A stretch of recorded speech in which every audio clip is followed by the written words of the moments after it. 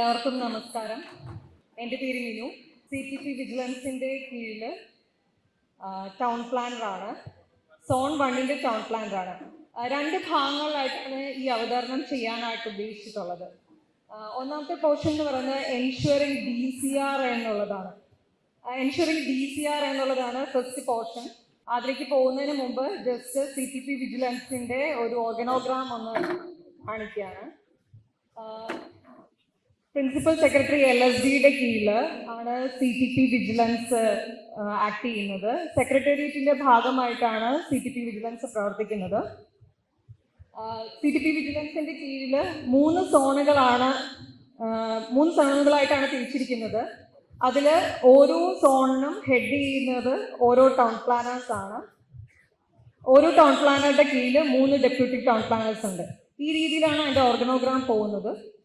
ഇതിൻ്റെ administrative section എന്ന് പറയുന്നത് ഡെപ്യൂട്ടി സെക്രട്ടറി RA&RB ആണ്. ഇന്നത്തെ അവയർനെസ് സെഷന്റെ ഒബ്ജക്റ്റീവ്സ് എന്താണെന്നാണ് ഇവിടെ ലിസ്റ്റ് ഔട്ട് ചെയ്തിരിക്കുന്നത്. എന്തൊക്കെയാണ് DCR പ്രൊവിഷൻസിനും അതിൻ്റെ ഇന്റൻഷൻ എന്താണെന്നുമാണ് ഒന്നാമതായിട്ട് എക്സ്പ്ലെയിൻ ചെയ്യാൻ ഉദ്ദേശിക്കുന്നത്. അടുത്തത് ടൗൺ പ്ലാനേഴ്സും അതുപോലെ തന്നെ LSD എഞ്ചിനീയേഴ്സ്, അതോടൊപ്പം ലൈസൻസ്ഡ് ആർക്കിടെക്ട്സ് ആൻഡ് എഞ്ചിനീയേഴ്സ്, ഈ 3 ഗ്രൂപ്പും ആക്ച്വലി നമ്മളെല്ലാവരും ഏതാണ്ട് ഒരേ കാര്യങ്ങൾ തന്നെ പഠിച്ച് ഒരേ ടെക്നിക്കൽ ക്വാളിഫിക്കേഷൻ എടുത്തതിന് ശേഷം വിവിധ ഇൻസ്റ്റിറ്റ്യൂഷനിൽ പ്രവർത്തിക്കുന്നവരാണ്. കുറച്ചുപേര് പ്രൈവറ്റ് ഫേമിൽ, ചിലവർ ഗവൺമെന്റിൽ, അതിലും കുറച്ചുപേര് ടൗൺ പ്ലാനേഴ്സ് ആയിട്ടും കുറച്ചുപേര് എഞ്ചിനീയേഴ്സ് ആയിട്ടും പ്രവർത്തിക്കുന്നുണ്ട്. നമ്മളുടെ ഉദ്ദേശ ലക്ഷ്യങ്ങൾ, നമ്മുടെ ആത്യന്തികമായ ലക്ഷ്യം ഒന്ന് തന്നെയാണ്, നമ്മുടെ ഫീൽഡ് ഒന്ന് തന്നെയാണ് എന്നുണ്ടെങ്കിലും നമ്മുടെ കാഴ്ചപ്പാടിലൊക്കെ വ്യത്യാസമുണ്ട്. അത് കാരണം തന്നെ നമ്മൾ തമ്മിൽ ക്ലാഷസും കൂടുതലാണ്. ഒരിക്കലും ഒരു ലൈസൻസ്ഡ് എഞ്ചിനീയർ ഒരു റൂള് എങ്ങനെ ഡിഫൈൻ ചെയ്യുന്നു ആ രീതിയിലായിരിക്കത്തില്ല LSD എഞ്ചിനീയർ ആ റൂളിനെ കാണുന്നത്, അല്ലെങ്കിൽ അപ്ലൈ ചെയ്യാനായിട്ട് ഇൻറ്റൻറ്റ് ചെയ്യുന്നത്. ആ രീതിയിലായിരിക്കത്തില്ല ഒരു ടൗൺ പ്ലാനർ അതിനെ കാണുന്നത്.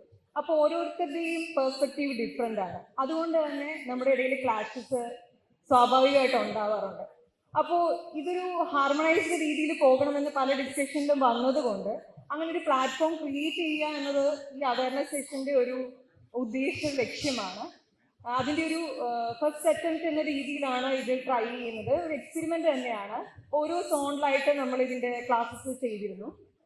അപ്പോൾ ഇതിൻ്റെ ഫീഡ്ബാക്ക് എക്സ്പെക്ട് ചെയ്യുന്നുണ്ട്. തീർച്ചയായിട്ടും നിങ്ങളിതിൻ്റെ അഭിപ്രായം പറയുക, നമുക്കത് ഇമ്പ്രൂവ് ചെയ്യാം. തമ്മിലുള്ള ഒരു റാപ്പോ ബിൽഡ് ചെയ്യാനായിട്ട് ഇത് ഉപകാരപ്രദമാകുമെന്ന് വിശ്വസിക്കുകയാണ്.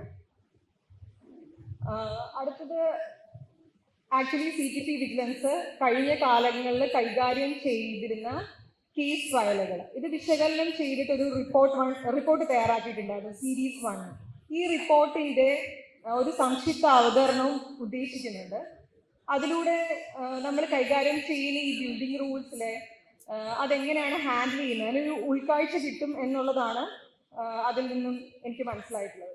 പിന്നെ മറ്റൊരു ആസ്പെക്ട് എന്ന് പറയുന്നത്, നേരത്തെ ഞാൻ പറഞ്ഞു ടൗൺ പ്ലാനേഴ്സിൻ്റെ പെർസ്പെക്റ്റീവ് കുറച്ച് ഡിഫറെൻ്റ് ആണ് എന്നുള്ളത്.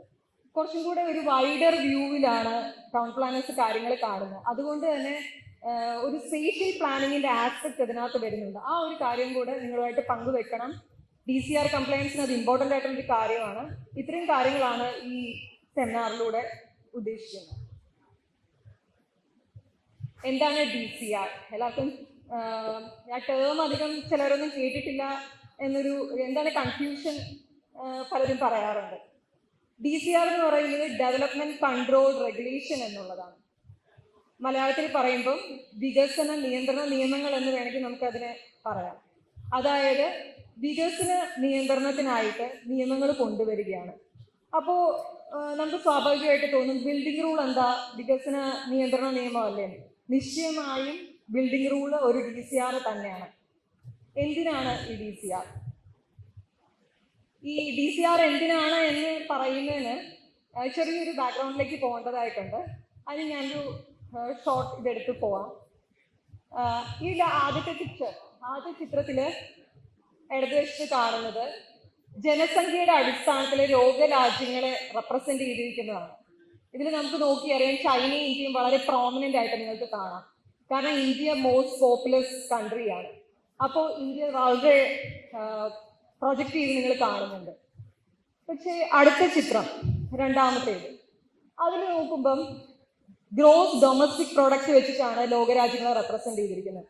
അതിൽ ഇന്ത്യ അത്ര പ്രോമിനൻ്റ് ആയിട്ട് നമുക്ക് കാണാൻ പറ്റില്ല. നമ്മുടെ പോപ്പുലേഷൻ അനുസൃതമായിട്ട് GDP വന്നിട്ടില്ല എന്നുള്ളതാണ് ഇത് ഇൻഡിക്കേറ്റ് ചെയ്യുന്നത്. അത് രണ്ട് താരതമ്യം ചെയ്യാനാണ് രണ്ട് പിക്ചറും വെച്ചത്. ശരിക്കും GDP എന്ന് പറയുന്നത് നമ്മുടെ ക്വാളിറ്റി ഓഫ് ലൈഫ്, അതുപോലെ നമ്മുടെ സ്റ്റാൻഡേർഡ് ഓഫ് ലിവിങ്, ഇതിനെല്ലാം റെപ്രസെന്റ് ചെയ്യുന്ന ഒന്നാണ് ഗ്രോസ് ഡൊമസ്റ്റിക് പ്രോഡക്റ്റ് എന്ന് പറയുന്നത്. നമുക്ക് നിശ്ചയമായും അത് ഇമ്പ്രൂവ് ചെയ്യേണ്ടതായിട്ടുണ്ട്. നമ്മുടെ പോപ്പുലേഷൻ കൂടുന്നതനുസരിച്ച് പക്ഷെ അതിനൊരു ഇമ്പ്രൂവ്മെന്റ് വരുന്നതായിട്ട് കാണുന്നില്ല. ലാസ്റ്റ് പിക്ചർ വെച്ചിരിക്കുന്നത് നിങ്ങൾ പലപ്പോഴും വായിച്ചിട്ടുള്ള കാര്യം തന്നെയായിരിക്കും. നമ്മുടെ മൊത്തം ലാൻഡിന്റെ, ഗ്ലോബലി കൺസിഡർ ചെയ്യുമ്പോൾ മൊത്തം ലാൻഡിന്റെ 2% മാത്രമേ അർബനൈസ്ഡ് ആയിട്ട് അല്ലെങ്കിൽ സിറ്റീസ് കവർ ചെയ്യുന്നുള്ളൂ. ഈ 2% ലാൻഡിൽ നിന്നാണ് ഗ്രോസ് ഡൊമസ്റ്റിക് പ്രോഡക്റ്റ് GDPയുടെ 70% പ്രൊഡ്യൂസ്ഡ് ആകുന്നത്. ഇത് നിങ്ങൾ കേട്ടിട്ടുള്ള കാര്യം തന്നെയായിരിക്കും. ഈ വെറും 2% ലാൻഡിൽ നിന്നാണ് 70% GDPയും വരുന്നത്. അപ്പോൾ അർബനൈസേഷൻ കൂടുന്നതനുസരിച്ച് നിശ്ചയമായും GDP കൂടും എന്ന് നമുക്ക് വിചാരിക്കേണ്ടതുണ്ട്. അപ്പോൾ വളരെ നല്ലൊരു കാര്യമാണ്, പെട്ടെന്ന് അർബനൈസേഷൻ വന്ന് GDP കൂടാമെന്ന് നമ്മൾ വിചാരിക്കും. പക്ഷേ അതിനൊരു ഇല്ലിഫക്റ്റ് എന്താണെന്ന് ആലോചിച്ചാൽ ഈ 2% ലാൻഡിലാണ് 60% ഗ്ലോബൽ എനർജി കൺസംഷൻ ഉണ്ടാവുന്നത്, 70% ഗ്രീൻ ഹൗസ് ഗ്യാസ് എമിറ്റഡ് ആവുന്നത്, 70% ഗ്ലോബൽ വേസ്റ്റ് പ്രൊഡ്യൂസ് ആവുന്നത്. അതിൻ്റെ അർത്ഥം ഇതിന് കുറച്ച് ഇല്ലിഫക്ട്സ് ഉണ്ടെന്നുള്ളതാണ്. അപ്പോൾ നമ്മൾ GDP ഇൻക്രീസ് ചെയ്യാൻ പോകുമ്പം അതിന് കുറച്ച് ഇല്ലിഫക്ട്സ് ഉണ്ടാവുന്നുണ്ട്. അപ്പോൾ ഇല്ലിഫക്ട്സ് റെഡ്യൂസ് ചെയ്ത് GDP നമുക്ക് ഇംപ്രൂവ് ചെയ്യേണ്ടതായിട്ടുണ്ട്. റിസോഴ്സസിന് അതിൻ്റെതായ പരിമിതികളുണ്ട്. അപ്പോൾ നമുക്ക് വ്യക്തമായ പ്ലാനിങ്ങോട് മുന്നോട്ട് പോയാൽ മാത്രമേ അത് സാധ്യമാവുകയുള്ളൂ. ആ ഒരു കാര്യം, പ്ലാനിങ്ങിന്റെ ഇമ്പോർട്ടൻസ് പറയാൻ വേണ്ടിയിട്ടാണ് ഞാൻ ഈ കറങ്ങി വന്നത്. Okay, how do cities grow? എങ്ങനെയാണ് സിറ്റീസ് ഡെവലപ്പ് ചെയ്യുന്നത്? നമ്മളിതൊക്കെ പണ്ട് പഠിച്ചിട്ടുള്ള സംഭവങ്ങളാണ്. ഓർഗാനിക് ഗ്രോത്തും പ്ലാന്റ് ഗ്രോത്തും. പ്ലാന്റ് രീതിയിലും സിറ്റീസ് ഡെവലപ്പ് ചെയ്യാം, അല്ലെങ്കിൽ ഓർഗാനിക് ആയിട്ടുള്ള ഒരു ഡെവലപ്മെന്റും നമുക്ക് എക്സ്പെക്ട് ചെയ്യാം. നമ്മുടെ നാട്ടിൽ കൂടുതലും ഓർഗാനിക് ഡെവലപ്മെന്റ് ആണ് കാണുന്നത്. അപ്പോൾ ഓർഗാനിക് അല്ലെങ്കിൽ അൺപ്ലാൻഡ് ഡെവലപ്മെന്റ് എന്ന് പറയുമ്പോൾ അതിന് പ്രത്യേക റെഗുലേഷൻ ഒന്നുമില്ല, എന്തും എവിടെയും വെക്കാമെന്നൊരു സിറ്റുവേഷനാണ്. എന്താണ് പ്ലാന്റ് ഗ്രോത്തിന്റെ അല്ലെങ്കിൽ പ്ലാന്റ് ഡെവലപ്മെന്റിന്റെ കീ ബെനിഫിറ്റ്സ് എന്നുള്ളതാണ് ഇവിടെ ലിസ്റ്റ് ഔട്ട് ചെയ്തിരിക്കുന്നത്. Environment sustainability, economic growth and stability, improved quality of life, social inclusivity and equity, stronger governance and regulation. ഇത്രയാണ് കീ ബെനിഫിറ്റ്സ് ആയിട്ട് പറഞ്ഞിരിക്കുന്നത്.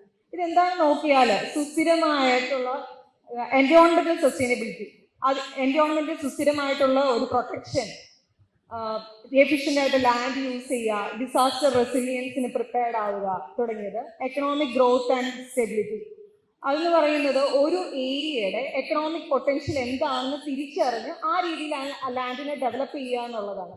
അങ്ങനെ ഒന്ന് ചെയ്യണമെങ്കിൽ ഒരു പ്ലാന്റ് ഗ്രോത്തിലൂടെ മാത്രമേ നമുക്ക് സാധിക്കുകയുള്ളൂ. Next one, improved quality of life. അത് നമുക്ക് എല്ലാവർക്കും അറിയാം. ബെറ്റർ ഇൻഫ്രാസ്ട്രക്ചർ ഫെസിലിറ്റീസ്, റോഡ് ആകട്ടെ മറ്റ് ഫെസിലിറ്റീസ് ആവട്ടെ, എന്ത് പ്രൊവൈഡ് ചെയ്യണമെങ്കിലും നമുക്കൊരു പ്ലാൻ ഡെവലപ്മെന്റ് ആവശ്യമാണ്. സോഷ്യൽ ഇൻക്ലൂസിവിറ്റി ആൻഡ് ഇക്വിറ്റി, നമ്മൾ എപ്പോഴും കേൾക്കുന്ന ഒരു കാര്യമാണ്. സോഷ്യലി ബാക്ക്വേർഡ് ആയിട്ടുള്ളവരെയും അതുപോലെ ഫിസിക്കലി പുറകോട്ട് നിൽക്കുന്നവരെയും എല്ലാം സമൂഹത്തിലേക്ക് ഇൻക്ലൂഡ് ചെയ്ത് അങ്ങനെ ഒരു ഇൻക്ലൂസീവ് ഡെവലപ്മെന്റ് ആണ് ഇപ്പോൾ എല്ലാവരും പറയുന്നത്. ആ ഒരു കാര്യം നമുക്ക് ഡെവലപ്മെന്റിലേക്ക് കൊണ്ടുവരണമെങ്കിലും ഒരു പ്ലാൻ ഡെവലപ്മെന്റ് അത്യാവശ്യമാണ്. Then stronger governance and regulation, ഇത് മുന്നോട്ട് കൊണ്ടുപോകണമെങ്കിലും സ്ട്രിക്ട് റെഗുലേഷൻസിന്റെ ആവശ്യമുണ്ട്. ഇതെല്ലാം പ്ലാൻഡ് ഡെവലപ്മെന്റിലൂടെ നമുക്ക് സാധ്യമാവുകയുള്ളൂ. ഇനി അൺപ്ലാൻഡ് ഡെവലപ്മെന്റിലേക്കാണ് നമ്മൾ മൂവ് ചെയ്യുന്നതെങ്കിൽ അതിന്റെ കോൺസിക്വൻസസ് ആണ് ഇത് ലിസ്റ്റ് ഔട്ട് ചെയ്തിരിക്കുന്നത്. ഓവർ ക്രൗഡിങ്, നിങ്ങൾക്കറിയാം, കൺജഷൻ നമ്മളെല്ലാം ഫേസ് ചെയ്യുന്നതാണ്. എൻവയോൺമെന്റൽ ഡീഗ്രേഡേഷൻ, ഈ കൺജഷൻ ഉണ്ടാകുന്നതിനോടൊപ്പം തന്നെ ഒരിടത്തേക്ക് പോപ്പുലേഷൻ വല്ലാണ്ട് കോൺസെൻട്രേറ്റഡ് ആവുന്നതോടുകൂടി തന്നെ അവിടെ പൊല്യൂഷൻ ഉണ്ടാവുന്നു. നമ്മളുടെ ജലം, വായു, ഭൂമി എല്ലാം മലിനപ്പെടുന്നു. ഇതിൻ്റെയൊക്കെ ആഫ്റ്റർ ഇഫക്റ്റ് പിന്നെ ഡിസാസ്റ്റർ ആണ്. നമ്മൾ തന്നെ ഫേസ് ചെയ്യുന്നതാണ് ഫ്ലാഷ് ഫ്ലഡിങ്, ലാൻഡ് സ്ലൈഡ് തുടങ്ങിയ ഡിസാസ്റ്റേഴ്സ്. പണ്ട് നമ്മുടെ ഭൂമി പ്രൊട്ടക്ട് ചെയ്യുന്ന താഴ്ന്ന ഭൂപ്രദേശങ്ങളെല്ലാം സംരക്ഷിക്കപ്പെട്ടിട്ടുണ്ടായിരുന്നു. ഇന്ന് അവരെല്ലാം നികത്തി വികസനം വന്നുകൊണ്ടിരിക്കുന്ന ഒരു കാഴ്ചയാണ് നമുക്ക് കാണാൻ പറ്റുന്നത്. അതിലൂടെ നമുക്ക് ഉണ്ടായ ഇപ്പോൾ ഫ്ലാഷ് ഫ്ലഡിങ് കൊച്ചി ആയാലും തിരുവനന്തപുരം ആയാലും ഒക്കെ പെട്ടെന്ന് ഫേസ് ചെയ്യുന്ന ഒരു കാര്യമാണ് ഫ്ലാഷ് ഫ്ലഡിങ്. പെട്ടെന്ന് ഒരു മഴ പെയ്താൽ വെള്ളപ്പൊക്കം ഉണ്ടാകുന്ന സിറ്റുവേഷനാണ്.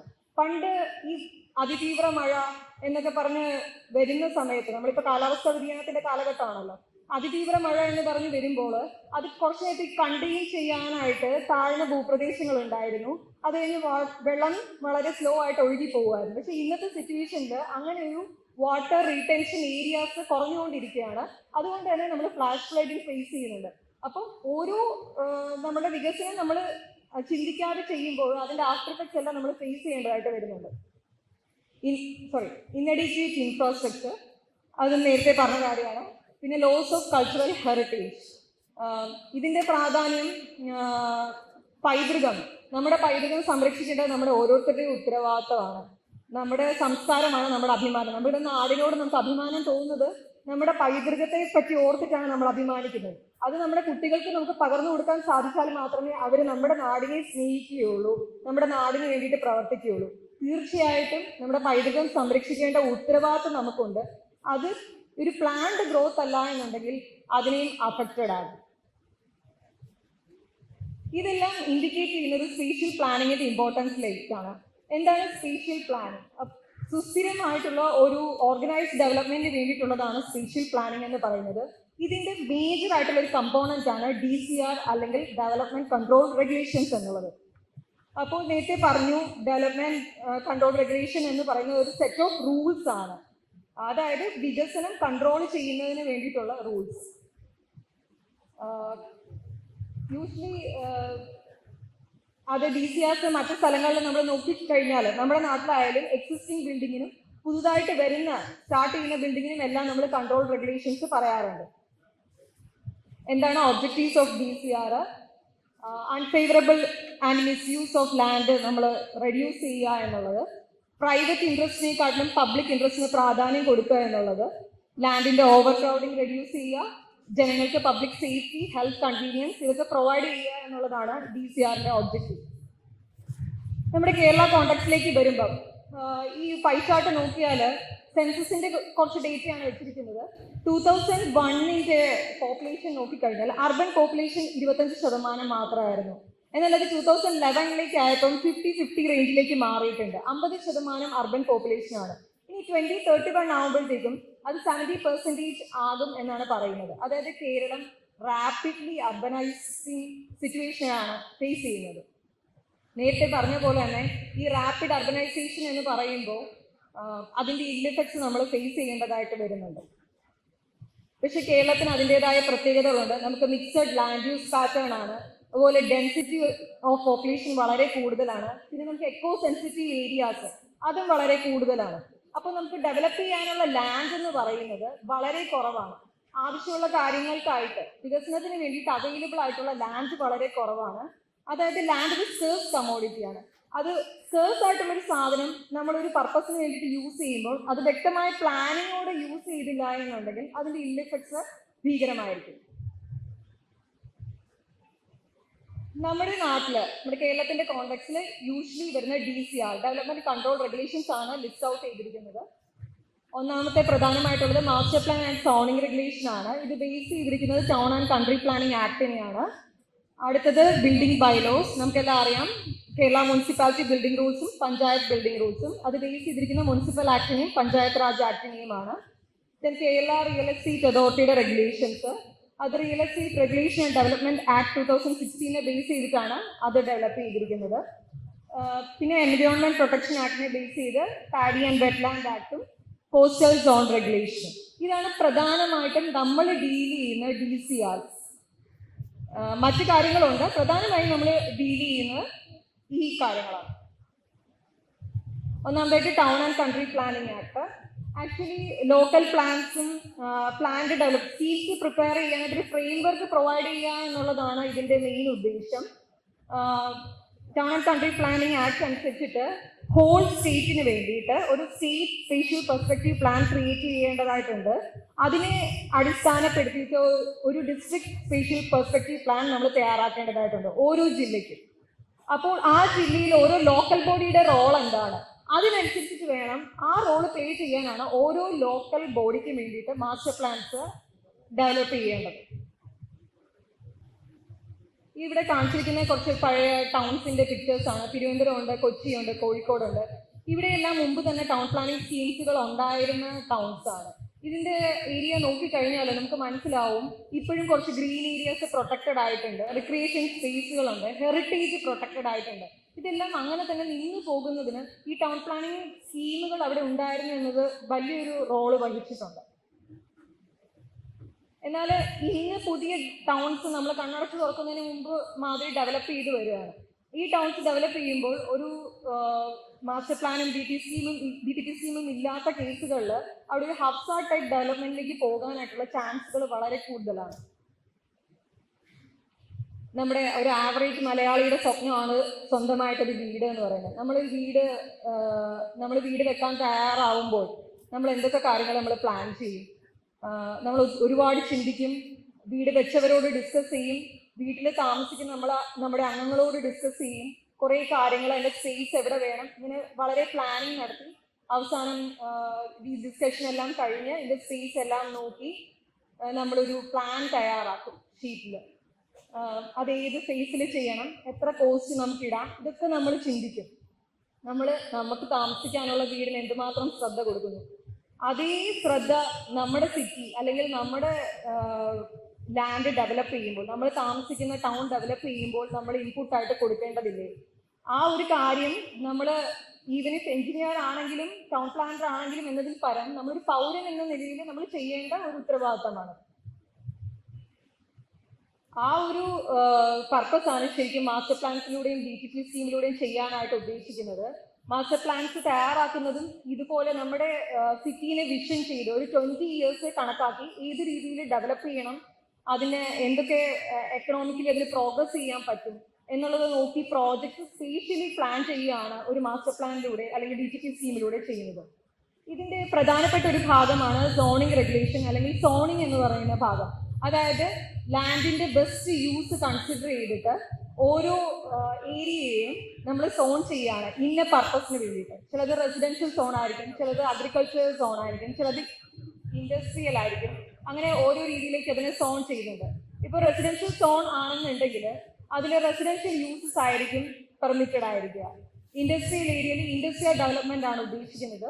അതുപോലെ അഗ്രികൾച്ചർ ലാൻഡിൽ അഗ്രികൾച്ചർ പ്രൊമോട്ട് ചെയ്യാനുള്ളതാണ്. ഇങ്ങനെ ഓരോ സോണിനും ഓരോ കളർ കോഡ് വെച്ചിട്ടുണ്ട്. ആ രീതിയിലെ ഡെവലപ്മെന്റ് ആണ് അവിടെ യൂഷ്വലി പ്രൊമോട്ട് ചെയ്യുന്നത്. യൂഷ്വലി നമ്മുടെ നാട്ടിൽ മാസ്റ്റർ പ്ലാൻസ് തയ്യാറാക്കുന്നതിൻ്റെ ഒരു പ്രൊസീജിയറാണ് ഇവിടെ ലിസ്റ്റ് ഔട്ട് ചെയ്തിരിക്കുന്നത്. ഇത് കാണുമ്പോൾ തന്നെ നിങ്ങൾക്ക് മനസ്സിലാവും, ഇലാബറേറ്റ് പ്രൊസീജിയറാണ് ഇത്.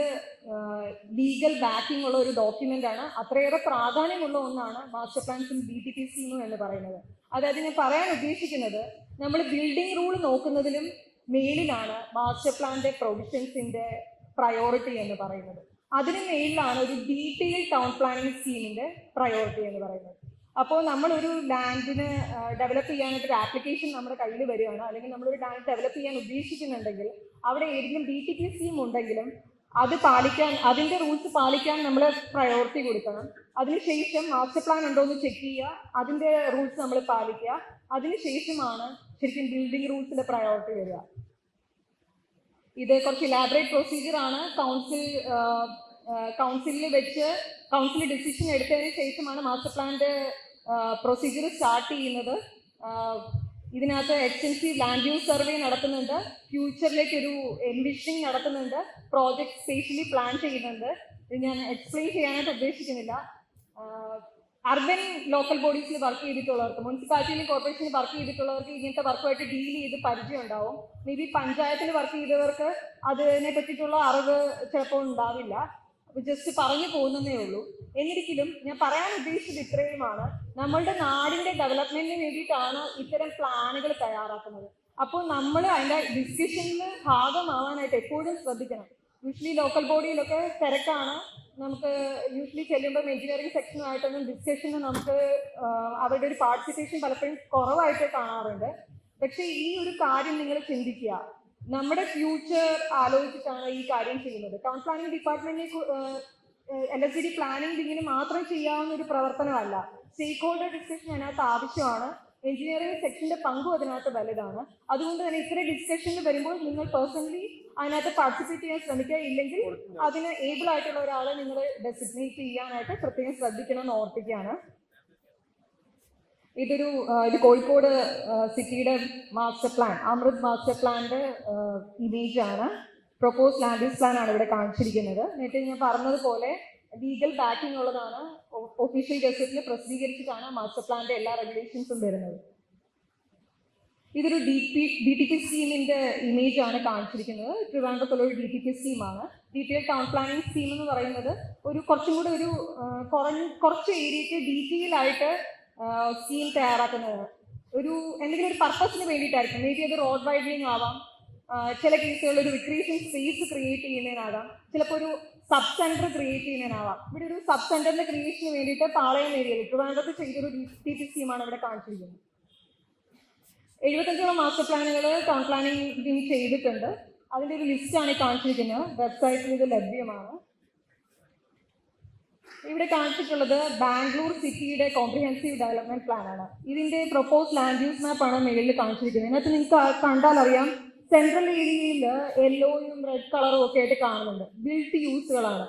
ഔട്ടർ ഏരിയയിൽ നോക്കി കഴിഞ്ഞാൽ ഗ്രീൻ കളറാണ്, അഗ്രികൾച്ചർ യൂസ് ആണ്. അവിടേക്ക് വാസ്റ്റ് അഗ്രികൾച്ചർ ലാൻഡ് ഉണ്ട്. അഗ്രികൾച്ചർ യൂസ് എന്ന് പറഞ്ഞു കഴിഞ്ഞാൽ അവിടെ അഗ്രികൾച്ചർ യൂസ് മാത്രമേ ആ സ്ഥലങ്ങളിൽ അനുവദിക്കുകയുള്ളൂ.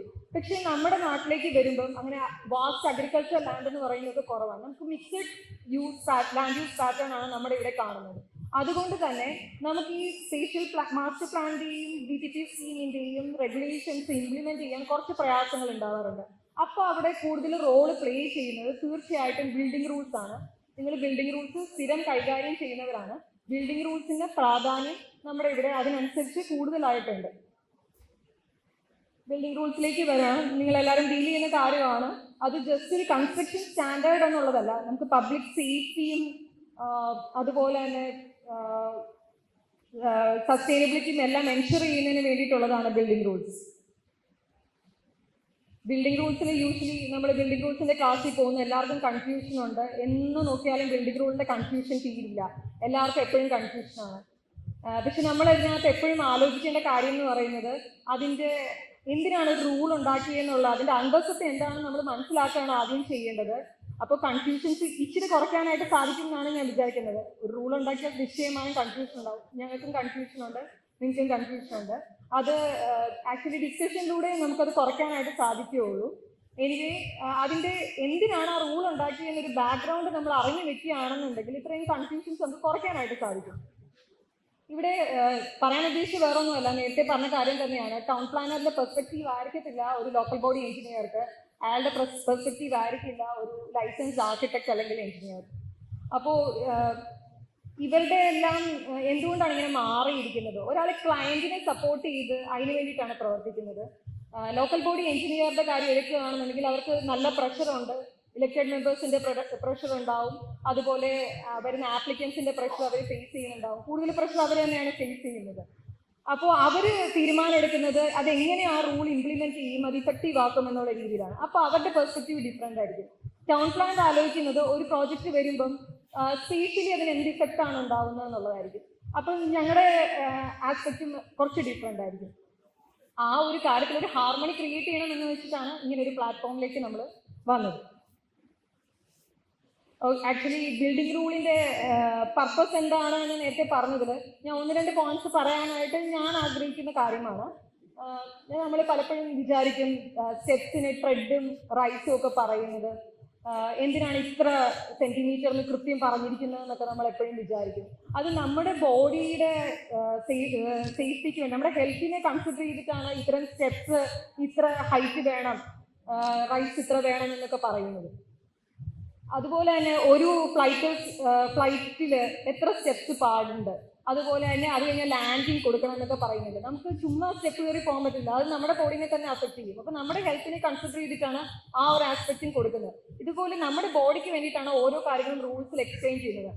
നമ്മളെ ആളുകൾ സമീപിച്ച് ഇത് എന്താണ് ഇങ്ങനെ പറഞ്ഞിരിക്കുന്നത്, ഇതിന് അപ്രൂവൽ തന്നൂടെ എന്ന് ചോദിക്കുമ്പോൾ ഞാൻ ഉൾപ്പെടെ റിപ്ലൈ കൊടുത്തിട്ടുള്ളതാണ്, ഇത് റൂളിൽ ഇങ്ങനെയാണ് എഴുതി വെച്ചിരിക്കുന്നത്, നിങ്ങളത് നിർബന്ധമായും പാലിക്കണം എന്നാണ് യൂഷ്വലി റെസ്പോണ്ട് ചെയ്യുന്നത്.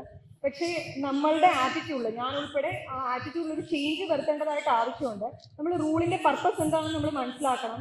ഇന്ന പർപ്പസ് സെർവ് ചെയ്യാനാണ് ആ റൂള് ഉണ്ടാക്കിയിരിക്കുന്നതെന്ന് അവരെയും കൂടെ ഒന്ന് അവെയർ ചെയ്യിപ്പിക്കാനുള്ള ഒരു ബാധ്യത,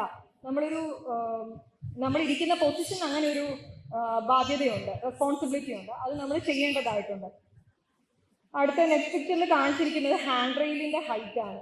ഞാൻ പലപ്പോഴും ചിന്തിച്ചിട്ടുള്ള കാര്യമാണ് എന്തിനാണ് ഇത്ര ഹൈറ്റിൽ തന്നെ ഹാൻഡ് റെയിൽ കൊടുക്കണം എന്നുള്ളത്. നമ്മുടെ ബോഡിയുടെ സെന്റർ ഓഫ് ഗ്രാവിറ്റി വരുന്ന പോർഷന്റെ കുറച്ചും കൂടെ മേലിലേക്ക് വേണം ഹാൻഡ് റെയിലിന്റെ സൈസ് വരാനായിട്ട്. അല്ലാന്നുണ്ടെങ്കിൽ പെട്ടെന്ന് ഒരു ഓവർ ടേണിങ്ങിന് ചാൻസ് ഉണ്ടാവും. അപ്പൊ അങ്ങനെയുള്ള സിറ്റുവേഷൻസ് അവോയ്ഡ് ചെയ്ത് ഒരു ജീവഹാനി ഉണ്ടാകരുത് എന്ന് കരുതിയിട്ടാണ് ഇത്തരം റെഗുലേഷൻസ് പറയുന്നത്. അതുപോലെ പിന്നെ ഒരു കാര്യം ചിന്തിച്ചിട്ടുള്ളതാണ്, റോഡിന്റെ വിഡ്ത്ത് അനുസരിച്ചിട്ട് എന്തിനാണ് ഈ ബിൽഡിങ്ങിന്റെ ഹൈറ്റ് റെസ്ട്രിക്ട് ചെയ്യുന്നതെന്ന് ഞാൻ പലപ്പോഴും ചിന്തിച്ചിട്ടുള്ളത്. പിന്നീടാണ് എനിക്കിത് മനസ്സിലായത് ആക്ച്വലി നമ്മുടെ ഇവിടെ ലൈറ്റ് വരുന്ന ഒരു പർട്ടിക്കുലർ ആംഗിളിലാണ്. ആ ആംഗിൾ വെച്ചിട്ട് റോഡിനോട് ചേർന്ന് നല്ല ഉയരത്തിൽ ബിൽഡിംഗ് വെച്ച് കഴിഞ്ഞാൽ അതിന്റെ ഷാഡോ റോഡിന് അപ്പുറവശത്തെ ബിൽഡിങ്ങിലേക്ക് വീഴും. അവരുടെ നാച്ചുറൽ ലൈറ്റിങ്ങിന് അത് അഫക്ട് ചെയ്യുന്നുള്ളത്. അപ്പോൾ നമ്മൾ ഹൈറ്റ് കൂടി ബിൽഡിംഗ് വെക്കണമെന്നുണ്ടെങ്കിൽ അതിനനുസരിച്ച് നമ്മൾ സെറ്റ് ബാക്ക് കൊടുക്കേണ്ടതായിട്ടുണ്ട്. അപ്പോൾ ഒരു റൂളിന് ഒരു പർപ്പസ് ഉണ്ട്. ആ പർപ്പസ് നമ്മൾ മനസ്സിലാക്കുകയാണെന്നുണ്ടെങ്കിൽ നമ്മളുടെ അടുത്തേക്ക് വരുന്ന ആളുകളെ, അത് ക്ലയൻസ് ആയാലും ആപ്ലിക്കൻസ് ആയാലും നമുക്ക് അവരെ പറഞ്ഞ് ബോധ്യപ്പെടുത്താനായിട്ട് സാധിക്കും. ഇതുപോലെ തന്നെ സെറ്റ് ബാക്സ് ആയാലും ഡിസ്റ്റൻസ് ഫ്രം റോഡ്സിനായാലും ഓരോ പർപ്പസ് ഉണ്ട്. എസ്തെറ്റിക്സിന്റെ കാര്യത്തിലായാലും പ്രൈവസിയുടെ കാര്യത്തിലായാലും നോയിസ് പൊല്യൂഷന്റെ കാര്യത്തിലായാലും ഇങ്ങനെ ഓരോ പർപ്പസിന് വേണ്ടിയിട്ടാണ് ഓരോ റൂൾസ് ഫ്രെയിം ചെയ്തിരിക്കുന്നത്. അതിൻ്റെതായ എന്തിനാണ് റൂൾ എന്നുള്ളത് നമ്മൾ മനസ്സിലാക്കുക എന്നുള്ളതാണ് പ്രധാനം. ഈ ഫിഗറിൽ കാണിക്കാൻ ഉദ്ദേശിച്ചത് മറ്റു സ്ഥലങ്ങളിൽ ആക്ച്വലി ഒരു ഡെവലപ്മെന്റ് വരുമ്പോൾ ഇങ്ങനെയാണോ ഡെവലപ്പ് ചെയ്യേണ്ടത് ഒരു ബിൽഡിങ്, അതിന്റെ ഡോർ എവിടേക്ക് കൊടുക്കണം, അതിന്റെ ഫസാഡ് ഏത് രീതിയിൽ വേണം എന്നൊക്കെ വളരെ കൃത്യമായിട്ട് പറയാറുണ്ട്. അത്രയും സ്ട്രിക്റ്റ് റെഗുലേഷൻ ഒന്നും അല്ല നമ്മുടെ നാട്ടിൽ യൂഷ്വലി ഫോളോ ചെയ്യാറുള്ളത്. അതുപോലെ തന്നെ അവിടെ വയലേഷൻസ് ഒക്കെ വരുന്ന പെനാൽറ്റികൾ, കൊൽക്കത്ത മുനിസിപ്പൽ ആക്ട് പ്രകാരം അവർ പെനാൽറ്റീസ് ഒക്കെ ഭയങ്കരമായിട്ട് കൂട്ടുന്നുണ്ട്. പക്ഷെ നമ്മുടെ നാട്ടിലെന്ന് പറഞ്ഞാൽ എപ്പോഴും നമ്മൾ ബിൽഡിംഗ് റൂളിൽ ഇളവ് ചോദിച്ചാണ് എപ്പോഴും പോകാറുള്ളത്. അപ്പം നമ്മൾ ഇളവ് ചോദിച്ച് പോകുമ്പോൾ അതിന്റെ ആവശ്യമുണ്ടോ എന്ന് നമ്മൾ രണ്ടാമതൊന്ന് ചിന്തിക്കേണ്ടതായിട്ടുണ്ട്. DCRൽ മറ്റൊരു കാര്യം പറഞ്ഞതാണ് CRS, കോസ്റ്റൽ സോൺ റെഗുലേഷൻ എന്ന് പറയുന്നത്. ഹൈറ്റൈഡ് ലൈനിൽ നിന്ന് 500 മീറ്റർ ലാൻഡ്വേർഡ് സൈഡിലേക്കുള്ള ഏരിയ ആണ് കോസ്റ്റൽ സോൺ ആയിട്ട് പറയുന്നത്. കോസ്റ്റൽ ലൈൻ പ്രൊട്ടക്ട് ചെയ്യുന്നതിന് വേണ്ടിയിട്ടാണ് ഇത്തരം കോസ്റ്റൽ സോൺ റെഗുലേഷൻ വെച്ചിരിക്കുന്നത്. സെൻട്രൽ ആക്ട് ആണ്, നിർബന്ധമായും പാലിക്കേണ്ടതാണ്. അപ്പോൾ ഒരു ആപ്ലിക്കേഷൻ വരുമ്പോൾ ഇതിന്റെ പരിധിയിലുള്ള ഒരു കെട്ടിടമാണെന്നുണ്ടെങ്കിൽ നിർബന്ധമായും ഇത് പാലിച്ചിരിക്കണം. വൺസ് കെട്ടിടം വെച്ച് കഴിഞ്ഞിട്ട് പിന്നെ റെഗുലറൈസ് ചെയ്യാം എന്നൊരു സിറ്റുവേഷനിലേക്ക് പോകാൻ യൂഷ്വലി പറ്റില്ല. വളരെ സ്ട്രിക്റ്റ് ആയിട്ടുള്ള ഒന്നാണ്. അപ്പോൾ നമ്മൾ പ്രത്യേകം ശ്രദ്ധിക്കേണ്ട ഒന്നാണ്. പിന്നെ പാഡി ആൻഡ് വെറ്റ്ലാൻഡ് ആക്ട്, അതിനെപ്പറ്റി ഞാൻ പ്രത്യേകിച്ച് സ്പെസിഫൈ ചെയ്യുന്നില്ല, അത് ഓൾറെഡി അറിയാവുന്നതാണ്. അടുത്തത് കേരള. ഇത് പലരും എനിക്ക് തോന്നുന്നു ഡീൽ ചെയ്യുന്ന ഒരു കാര്യമായിരിക്കും. റെറ രജിസ്ട്രേഷൻ നമ്മൾ കമേഴ്ഷ്യലി ഒരു പ്ലോട്ട് സബ്ഡിവൈഡ് ചെയ്ത് വിൽക്കുമ്പോൾ അല്ലെങ്കിൽ ഒരു അപ്പാർട്ട്മെന്റിന്റെ കേസുകളിൽ, ഇങ്ങനത്തെ കമേഴ്ഷ്യലി നമ്മൾ വിൽക്കാൻ ആഗ്രഹിക്കുന്ന കേസുകളിലെല്ലാം റെറ രജിസ്ട്രേഷൻ എടുക്കണം എന്നുള്ളത് നിർബന്ധമായിട്ടുള്ളൊരു കാര്യമാണ്. ഇത് കൺസ്യൂമേഴ്സിന്റെ രീതിയിൽ കുറെ ഇഷ്യൂസ് വന്നപ്പോൾ കൺസ്യൂമേഴ്സിനെ പ്രൊട്ടക്ട് ചെയ്യുന്നതിന് വേണ്ടിയിട്ടാണ് ആക്ച്വലി ഇത് ഡെവലപ്പ് ചെയ്ത് വന്നത്. ഇത്രയുമാണ് DCRs പ്രധാനമായിട്ട് പറയാൻ ഉദ്ദേശിച്ചത്. ഇതെല്ലാം പറഞ്ഞു വന്നതിന്റെ ഉദ്ദേശം എന്താണെന്ന് വെച്ചാൽ നമ്മുടെ കേരളത്തിന്റെ ഭാവി അല്ലെങ്കിൽ അതിന്റെ എക്കണോമിക് പൊട്ടൻഷ്യൽ ഇനി ടൂറിസം മേഖലയാണ് എന്ന് പറയുന്നുണ്ട്. സർക്കാരിന്റെ പോളിസിയും ആ രീതിയിലേക്ക് ചേഞ്ച് ചെയ്തുകൊണ്ടിരിക്കുകയാണ്. നമ്മൾ ടൂറിസം നമ്മുടെ ഒരു ബേസ് ആയിട്ട് കണ്ട് നമ്മൾ ആ രീതിയിലേക്ക് മൂവ് ചെയ്യുകയാണെന്നുണ്ടെങ്കിൽ, നമ്മൾ ദൈവത്തിന്റെ സ്വന്തം നാടാണെന്ന് പറയുന്നത്, എന്തിനാണ് ടൂറിസ്റ്റുകൾ ഇവിടെ വരുന്നത് എന്നുള്ളതാണ്. നമ്മുടെ പൈതൃകം ആസ്വദിക്കാൻ, അതിന്റെ മനസ്സിലാക്കാൻ, നമ്മുടെ പ്രകൃതി ഭംഗി ആസ്വദിക്കാൻ. ഇതെല്ലാം നമ്മുടെ കടലോരങ്ങളും നമ്മുടെ കായൽ പ്രദേശങ്ങളും തെങ്ങിൻതോപ്പുകളും നെൽപ്പാടങ്ങളും ഇവിടെ ഉണ്ടെങ്കിൽ അവർ ആസ്വദിക്കാനായിട്ട് വരികയുള്ളൂ. നമ്മുടെ പൈതൃകം സംരക്ഷിക്കപ്പെട്ടാലേ അത് ആസ്വദിക്കാനായിട്ട് അവർ വരികയുള്ളൂ. ഇതൊന്നും എല്ലാം മുഴുവൻ കെട്ടിടങ്ങളാണെങ്കിൽ ആരും അത് കാണാനായിട്ട് ഇങ്ങോട്ട് വരില്ല. അപ്പോൾ നമ്മൾ ടൂറിസം എന്നൊരു രീതിയിലേക്കാണ് നമ്മൾ മൂവ് ചെയ്യാൻ പോകുന്നതെങ്കിൽ നമ്മളൊരു വ്യക്തമായ പ്ലാനിങ് നമുക്ക് ആവശ്യമാണ്. സുസ്ഥിരമായൊരു വികസനത്തിലേക്ക് പോകണമെങ്കിൽ അതിന് ഒരു പ്രൊട്ടക്ഷന്റെ ഒരു ആസ്പെക്റ്റും കൂടെ ഉണ്ട്. കൺസർവേഷൻ, എൻവയോൺമെന്റ് കൺസർവേഷൻ, ആ ഒരു രീതിയിലും കൂടെ നമ്മൾ ചിന്തിക്കേണ്ടതായിട്ടുണ്ട്. ഈ അർബൻ സ്പേഷ്യൽ ഡെവലപ്മെന്റിന്റെ, സ്പേഷ്യൽ പ്ലാനിങ്ങിന്റെ പ്രാധാന്യം മനസ്സിലാക്കാൻ വേണ്ടിയിട്ടാണ് ഞാൻ ഈ സ്ലൈഡ് വെച്ചത്. UN-ന്റെ ഐക്യരാഷ്ട്ര സംഘടനയുടെ സസ്റ്റൈനബിൾ ഡെവലപ്മെന്റ് ഗോൾസ്, സുസ്ഥിര വികസന ലക്ഷ്യങ്ങളിൽ പ്രധാനമായിട്ടുള്ള 4 അർബൻ സ്പേഷ്യൽ ഡെവലപ്മെന്റുമായി ബന്ധപ്പെട്ടതാണ്. Clean water and sanitation, sustainable cities and communities, climate action, life on life. അത്രയ്ക്കും പ്രാധാന്യം ഈ സ്പേഷ്യൽ ഡെവലപ്മെന്റ് ഉണ്ട് എന്നുള്ളത് മനസ്സിലാക്കാം. നമ്മുടെ നഗരപ്രദേശം, നമ്മളായിരിക്കുന്ന ലോക്കൽ ബോഡി, അത് നമ്മൾ ഡെവലപ്പ് ചെയ്യാനായിട്ട് നമ്മൾ ഉദ്ദേശിക്കുമ്പം അത് ഓർഗാനിക്കലി ഡെവലപ്പ് ചെയ്യാൻ വേണമെങ്കിൽ, അല്ലാന്നുണ്ടെങ്കിൽ പ്ലാന്റ് ഡെവലപ്മെന്റിലേക്ക് നമുക്ക് പോകാം. ഓർഗാനിക്കലി ഡെവലപ്പ് ചെയ്യാനായിട്ട് നമ്മൾ വിട്ടുകൊടുക്കുകയാണെങ്കിൽ ആദ്യത്തെ ഇമേജിൽ കാണുന്ന പോലെ വികസനങ്ങൾ എവിടെയെങ്കിലും എന്തെങ്കിലുമൊക്കെ പോലെ വരും. പക്ഷെ നമ്മുടെ ലാൻഡ്, നമ്മുടെ വെള്ളം, നമ്മുടെ വായു ഇതെല്ലാം മലിനപ്പെട്ടിട്ട് അത്ര രസമുള്ള ഒരു സിറ്റുവേഷൻ ആയിരിക്കില്ല. അത് തന്നെയാണ് നമ്മൾ ശ്വസിക്കുകയും കുടിക്കുകയും ഒക്കെ ചെയ്യുന്നത്. അപ്പോൾ ഒരു നല്ല രീതിയിലേക്ക് നമ്മൾ പോകണം എന്നുണ്ടെങ്കിൽ ഇത് എളുപ്പമായിട്ടുള്ളൊരു മാർഗ്ഗമല്ല താഴെ കാണിച്ചിരിക്കുന്നത്. അത് ഇച്ചിരി പ്രയാസമേറിയ ഒന്ന് തന്നെയാണ്. പക്ഷെ അതിന് കൂട്ടായ പരിശ്രമം ആവശ്യമാണ് എന്നൊരു ഓർമ്മപ്പെടുത്തലിന് വേണ്ടിയിട്ടാണ് ഈ കാര്യം പറഞ്ഞു പോയത്. സെക്കൻഡ് പാർട്ടിലേക്ക് പോവുകയാണ്. Past efforts and future vision എന്നുള്ളതാണ്. കഴിഞ്ഞ കാലങ്ങളിൽ CTP വിജിലൻസ് കൈകാര്യം ചെയ്ത പരാതികൾ, കേസ് ഫയലുകൾ, ഇതിൻ്റെ വിശകലനം നടത്തിയിട്ട് അതിൻ്റെ ഫൈൻഡിങ്സ് എന്താണെന്നുള്ളതാണ് ഞാൻ അവതരിപ്പിക്കാനായിട്ട് പോകുന്നത്. ആക്ച്വലി ഇത് പബ്ലിഷ് ചെയ്തിട്ടുണ്ടായിരുന്നു കഴിഞ്ഞ IPPI കോൺഫറൻസിന്. നേരത്തെ പറഞ്ഞ പോലെ 3 സോണുകളായിട്ടാണ് ഡിവൈഡ് ചെയ്തിരിക്കുന്നത്. ജസ്റ്റ് അതിൻ്റെ ഒരു മാപ്പാണ് കാണിച്ചിരിക്കുന്നത്. വന്ന കേസ് ഫയൽസ് നമ്മൾ അനലൈസ് ചെയ്യുമ്പോൾ നമ്മൾ കണ്ടെത്തിയ ഒരു കാര്യം എന്താണെന്ന് വെച്ചാൽ, ഇതിനെ കാറ്റഗറൈസ് ചെയ്യുകയാണ് ചെയ്തത്. കേസസ് റിപ്പോർട്ട് ചെയ്തത് വെച്ചിട്ട് ഇതിനെ കാറ്റഗറൈസ് ചെയ്തു. 5 കാറ്റഗറി ആയിട്ടാണ് എടുത്തത്. Very low, low, medium, high, very high. ഇതിനകത്ത് വെരി ഹൈ കാറ്റഗറിയിലെ തിരുവനന്തപുരം ജില്ലയാണ്. കൂടുതൽ കേസസ് റിപ്പോർട്ട് ചെയ്തിരിക്കുന്നത് ട്രിവാൻഡ്രം ഡിസ്ട്രിക്റ്റിൽ നിന്നാണ്. പിന്നെ നെക്സ്റ്റ് ഹയർ ലെവലിൽ എറണാകുളം, തൃശ്ശൂർ ജില്ലകളാണ്. അത് കഴിഞ്ഞ് കൊല്ലം, ആലപ്പുഴ, കോട്ടയം, കോഴിക്കോട്, കണ്ണൂർ ജില്ലകളും, പിന്നീട് മലപ്പുറം, കാസർഗോഡ് ജില്ലകളും, ഫൈനലി കിഴക്കൻ ജില്ലകൾ വയനാട്, പാലക്കാട്, ഇടുക്കി, പത്തനംതിട്ട. ഇതിൻ്റെ അർത്ഥം തിരുവനന്തപുരം ജില്ലയിലുള്ളവരെല്ലാം വയലേഷൻ കാണിക്കുന്നു എന്നുള്ളതല്ല. അവർക്ക് അക്സസിബിലിറ്റി കൂടുതലായതുകൊണ്ട് അവർ കൂടുതൽ പരാതികൾ തരുന്നു എന്നുള്ളതാണ് ഞാൻ മനസ്സിലാക്കുന്നത്. കിഴക്കൻ ജില്ലകളിൽ അക്സസിബിലിറ്റി കുറവായതായിരിക്കണം അവരുടെ അടുത്തുനിന്ന് പരാതി കുറയുന്നതെന്നും ഞാൻ കരുതുന്നു. കിട്ടിയ കേസസിനെ നമ്മൾ ഒക്യുപ്പൻസി വൈസ് ക്ലാസിഫൈ ചെയ്തിരിക്കുന്നതാണ്. കൂടുതൽ പരാതികൾ നമുക്ക് റിസീവ് ചെയ്തിരിക്കുന്നത് കമേഴ്ഷ്യൽ ബിൽഡിങ്ങുകളെ പറ്റിയിട്ടാണ്. കമേഴ്ഷ്യൽ ഒക്യുപ്പൻസിയിൽ ഉൾപ്പെട്ട ബിൽഡിങ്ങുകളെ പറ്റിയിട്ടാണ് കൂടുതൽ പരാതി കിട്ടിയിട്ടുള്ളത്. അത് കഴിഞ്ഞ് റെസിഡൻഷ്യൽ ബിൽഡിങ്ങുകളെ പറ്റി. ചിലതൊക്കെ കഴമ്പുള്ള പരാതികളായിരിക്കും, ചിലത് ഗ്രഡ്ജ് വെച്ച് കൊടുക്കുന്ന പരാതികളും ഉണ്ട്. നമ്മൾ പോയി അന്വേഷിക്കുമ്പോൾ മാത്രമേ നമുക്ക് അത് മനസ്സിലാക്കാൻ പറ്റാറുള്ളൂ. ചിലതൊക്കെ പ്രൊസീജിയറിൽ വരുന്ന ലാപ്സ് കൊണ്ടും ചില പരാതികളൊക്കെ നമുക്ക് ലഭിക്കാറുണ്ട്. ഏതൊക്കെ മേജർ വയലേഷൻസ് ആണ് നമ്മൾ നോട്ട് ചെയ്തേക്കുന്നത് എന്നുള്ളതാണ്. കൂടുതലായിട്ട് നമുക്ക് സെറ്റ് ബാക്ക് വയലേഷൻ ആണ് നമ്മൾ കണ്ടിട്ടുള്ളത്. ഏതാണ്ട് 47% സെറ്റ് ബാക്ക് വയലേഷൻ്റെ പരാതികളാണ്. പിന്നെ ഡിസ്റ്റൻസ് ഫ്രം റോഡ്, അതിൻ്റെ വയലേഷൻസ് ഉണ്ട്. പാർക്കിംഗ് വയലേഷൻസ് കൂടുതലായിട്ട് കാണുന്നുണ്ട്. അതുപോലെ ഫയർ ഫൈറ്റിംഗ്, പിന്നീട് stair case, plot sub division, അതിൻ്റെ പരാതികളും ഈടായിട്ട് കൂടുതലായിട്ട് വരുന്നുണ്ട്. അടുത്തത് മേജർ വയലേഷൻസ് നമ്മൾ കണ്ടെത്തിയതിൽ ഇതുണ്ടാവാനായിട്ട് യൂഷ്വലി നമ്മൾ കാണുന്നൊരു കാര്യം വെച്ചാൽ പെർമിറ്റ് ഒക്കെ എടുക്കും. വൺസ് അത് വെച്ച് കഴിയുമ്പോൾ അവരങ്ങ് ഒക്യുപ്പൻസി ചേഞ്ച് ചെയ്യുമ്പം ആ ചേഞ്ച് ചെയ്തിട്ടുള്ള ഒക്യുപ്പൻസിക്കുള്ള റിക്വയർഡ് സെറ്റ് ബാക്ക് അവിടെ ഉണ്ടാവില്ല. അപ്പോൾ അതൊരു വയലേഷനിലേക്ക്, അൺഓതറൈസ് കൺസ്ട്രക്ഷനായിട്ട് അത് പോവുകയാണ്. പിന്നെ കണ്ടിട്ടുള്ളൊരു ഇഷ്യൂ എന്ന് പറയുന്നത് പാർക്കിങ്, ലോഡിങ്, അൺലോഡിങ് സ്പേസുകൾ. ഇതൊക്കെ അപ്രൂവ്ഡ് പ്ലാനിൽ സംഭവങ്ങളൊക്കെ ഉണ്ടാവും. അവസാനം ഈ കമേഴ്ഷ്യൽ ഒക്യുപ്പൻസിയിൽ അവരത് കെട്ടിയടച്ച് മറ്റ് പർപ്പസിന്, സ്റ്റോറേജിനായിട്ടൊക്കെ യൂസ് ചെയ്യുന്ന സിറ്റുവേഷൻസ് വരുന്നുണ്ട്. പിന്നെ ചിലവർ നമ്മളിപ്പോൾ ഇത്തരം കേസസ് ഒക്കെ റിപ്പോർട്ട് ചെയ്യുമ്പോൾ അവർ കോർട്ടിലേക്ക് മൂവ് ചെയ്യുകയും അത് സ്റ്റേ ഓർഡർ മേടിച്ച് അൺഓതറൈസ്ഡ് ആയിട്ട് കണ്ടിന്യൂ ചെയ്യുന്ന സിറ്റുവേഷൻസും ധാരാളമായിട്ട് കാണുന്നുണ്ട്. അതിന് ആരാണ് റെസ്പോൺസിബിൾ എന്നുള്ളതാണ്. പ്രൈമറി ആയിട്ടും അതിൻ്റെ ഓണർ, ബിൽഡിംഗ് ഓണർ തന്നെയാണ് എപ്പോഴും റെസ്പോൺസിബിൾ ആയിട്ട് കാണാറുള്ളത്. പിന്നെ ചില കേസുകളിൽ ലൈസൻസുകളുടെ ഭാഗത്തു നിന്ന് ചിലപ്പോൾ ക്ലയൻറ്റിനെ സാറ്റിസ്ഫൈ ചെയ്യാനായിരിക്കാം, ചിലപ്പോൾ അറിവില്ലായ്മ കൊണ്ടുവരുന്ന അബദ്ധങ്ങളുമായിരിക്കാം. അങ്ങനത്തെ സിറ്റുവേഷൻസിലും ചില കേസസ് റിപ്പോർട്ട് ചെയ്ത് കാണാറുണ്ട്. പിന്നെ LSGയിൽ ചിലപ്പോൾ ടൈംലി ആക്ഷൻ്റെ ഒരു കുറവ് കാണാറുണ്ട്.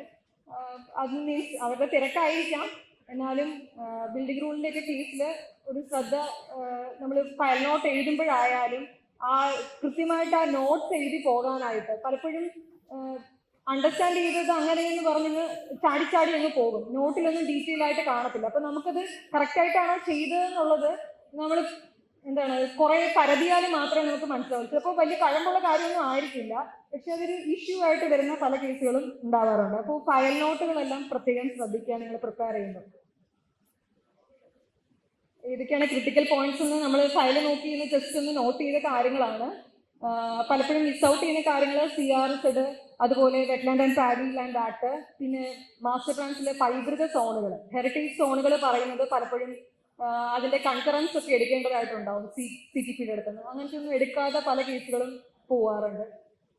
പിന്നെ നമ്മളെപ്പോഴും ഒരു ലാൻഡ് വരുമ്പം അതിന്റെ തരം എന്താണെന്നുള്ളത് പ്രത്യേകം ശ്രദ്ധിക്കണം. നിലമാണോ പുറമ്പോക്കാണോ എന്നുള്ളത് പ്രത്യേകം ശ്രദ്ധിക്കണം.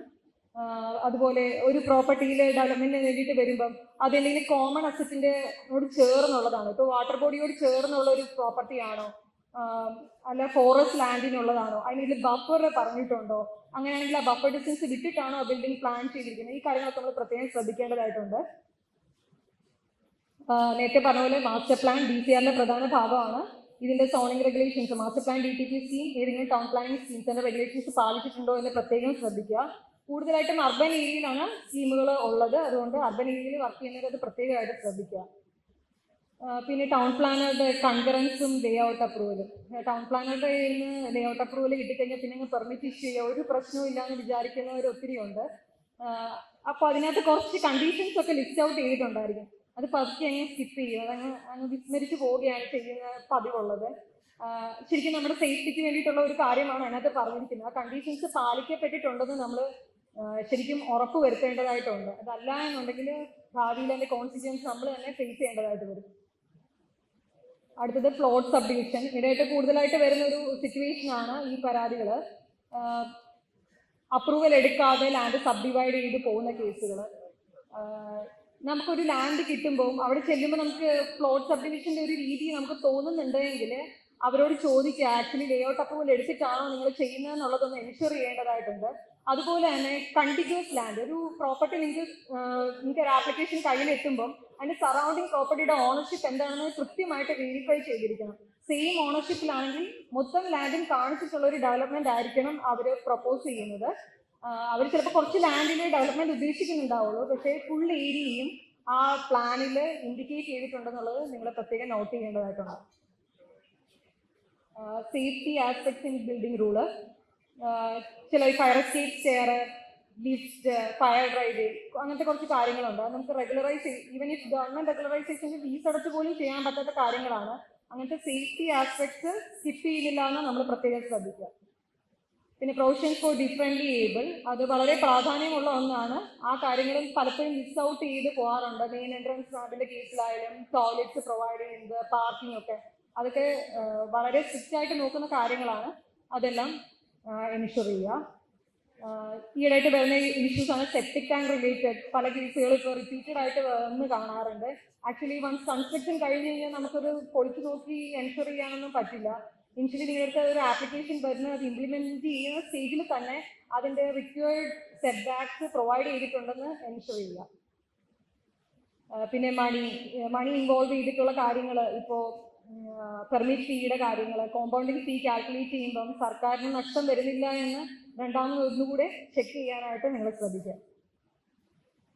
എങ്ങനെയാണ് ട്രാൻസ്പെറൻസിയും അക്കൗണ്ടബിലിറ്റി ഇംപ്രൂവ് ചെയ്യുന്നതെന്നുള്ളതാണ്. ഇതെല്ലാം ഇപ്പം നടത്തിക്കൊണ്ടിരിക്കുന്നു എന്നുള്ളതൊന്നല്ല, ആക്ച്വലി നമുക്ക് ചെയ്യേണ്ട കാര്യങ്ങളാണ്. ഇതിൽ ആദ്യത്തെ ഡിജിറ്റൈസേഷൻ ഓഫ് അപ്രൂവൽ പ്രോസസ് നമ്മളിപ്പോൾ കേസ് മാർട്ടിലേക്ക് മൂവ് ചെയ്തുകൊണ്ടിരിക്കുകയാണ്. അതിൻ്റെതൊരു വ്യത്യാസമുണ്ട്. Then clarity in communication, written communication, coating rules, ഞാൻ നേരത്തെ പറഞ്ഞ കാര്യങ്ങളാണ്. നമ്മുടെ ഓഫീസിൽ നിന്ന് എന്ത് കമ്മ്യൂണിക്കേഷൻ ആപ്ലിക്കന്റിന് പോയാലും അത് റിട്ടേൺ കമ്മ്യൂണിക്കേഷൻ അയക്കണമെന്ന് റൂൾ കോട്ട് ചെയ്താണ് നമ്മളെ കമ്മ്യൂണിക്കേഷൻ കൊടുക്കുന്നതെന്ന് നമ്മൾ എൻഷുർ ചെയ്യേണ്ടതായിട്ടുണ്ട്. പിന്നെ ഇംപ്രൂവ് ചെയ്യാനുള്ള കാര്യങ്ങളാണ്. കപ്പാസിറ്റി ബിൽഡിംഗ് ആവശ്യമാണ്, സ്ട്രിക്ട് പെനാൽറ്റീസ് വേണം, അതുപോലെ വേരിയസ് സ്റ്റേജസിലെ ഇൻസ്പെക്ഷൻസ് ആവശ്യമാണ്. ഇത് ഇപ്പൊ പ്രാക്ടിക്കലി പോസിബിൾ അല്ലെന്ന് എനിക്കറിയാം. അത്രയും വർക്ക് ലോഡ് നിങ്ങൾ ഫേസ് ചെയ്യുന്നുണ്ട്. എന്നിരിക്കലും അതൊരു ഇംപ്രൂവ്മെന്റിന് വേണ്ടി ഏതെങ്കിലും ഒരു സ്റ്റേജിൽ എടുക്കാൻ വേണ്ടിയിട്ട് ഇവിടെ പറഞ്ഞു തന്നേ ഉള്ളൂ. ദെൻ ക്രിയേറ്റിംഗ് പബ്ലിക് അവയർനെസ്, അതും വളരെ പ്രാധാന്യമുള്ളൊരു കാര്യമാണ്. ശരിക്കും പറഞ്ഞാൽ ഈ ഡെവലപ്മെന്റ് കൺട്രോൾ റെഗുലേഷൻ എന്ന് പറയുന്ന ഒരു സിവിക് സെൻസിന്റെ ഭാഗമായിട്ട് തന്നെ ഉള്ള ഒരു കാര്യമാണ്. ശരിക്കും പറഞ്ഞാൽ കുട്ടികളുടെ അക്കാഡമിക്സിൽ അത് ഇൻക്ലൂഡ് ചെയ്യേണ്ട ഒരു കാര്യമുണ്ട്. അത്തരത്തിലുള്ള സജഷൻ ആക്ച്വലി സിറ്റി വിജിലൻസ് വിങ്ങിൽ നിന്ന് പോകുന്നുണ്ട്. റോൾ ഓഫ് LSG എഞ്ചിനീയേഴ്സ്, നമ്മളൊരു ബിൽഡിംഗ് ഡെവലപ്പ് ചെയ്യുമ്പോൾ അതിന് accessibility, adaptability, efficiency, comfort and safety, sustainability ഇതെല്ലാം ഉണ്ടാവണം എന്ന് നമ്മൾ വിചാരിക്കുന്നുണ്ട്. അത് ഉണ്ടാവണം എന്നുണ്ടെങ്കിൽ നമ്മൾ റൂൾസ് എല്ലാം കംപ്ലൈ ചെയ്ത് ഡെവലപ്പ് ചെയ്താലേ പറ്റുള്ളൂ. ആ റോളാണ് നമുക്ക് എല്ലാവർക്കും ഉള്ളത്. ദെൻ റോൾ ഓഫ് LSD വിജിലൻസിങ്, ഒരു അക്കൗണ്ടബിലിറ്റി ക്രിയേറ്റ് ചെയ്യണമെങ്കിൽ ഞങ്ങൾക്ക് ആക്ട് ചെയ്തേ പറ്റുള്ളൂ. ശല്യമായിട്ട് പലർക്കും തോന്നാറുണ്ട്, പ്രശ്നക്കാരാണെന്നും പലപ്പോഴും കേട്ടിട്ടുണ്ട്. പക്ഷെ ആക്ച്വലി ഇങ്ങനെ ഒരു ബോഡി ആക്ട് ചെയ്തില്ല എങ്കിൽ അക്കൗണ്ടബിലിറ്റി ക്രിയേറ്റഡ് ആവില്ല, ട്രാൻസ്പെറൻസി ഉണ്ടാവില്ല കാര്യങ്ങൾക്ക്. അതുപോലെ പബ്ലിക്കിന് ഒരു ഗ്രീവൻസ് റിഡ്രസൽ അതിനും ഒരു ഫെസിലിറ്റി ഉണ്ടാവില്ല. അപ്പം ആ ഒരു ബോഡിയായിട്ട് ഞങ്ങൾക്ക് ആക്ട് ചെയ്തേ മതിയാവുകയുള്ളൂ. അതിന് ആക്ച്വലി എല്ലാവരുടെ സപ്പോർട്ട് ആവശ്യമാണ്. അതെല്ലാം പ്രതീക്ഷിക്കുന്നു. ഇത്രയും പറഞ്ഞുകൊണ്ട് വാക്കുകൾ നിർത്തുകയാണ്. നന്ദി.